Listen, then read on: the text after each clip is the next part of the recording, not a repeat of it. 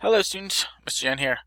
This is the end of chapter 25, which was a long one on World War II and the Cold War. Today should be about right here, May 2nd.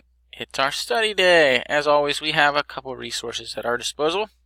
We've got the study guide. If you can answer all these questions, you're probably in a pretty good position to do well on this test. And we have our little tip sheet here where the video is located. Of note, it's a big chapter. I didn't want to throw anything too crazy at you, so it's just a multiple choice and matching test. There's some tough questions in there, though. Feel free to look those answers up if you get stuck and you have no idea what they are. That's it.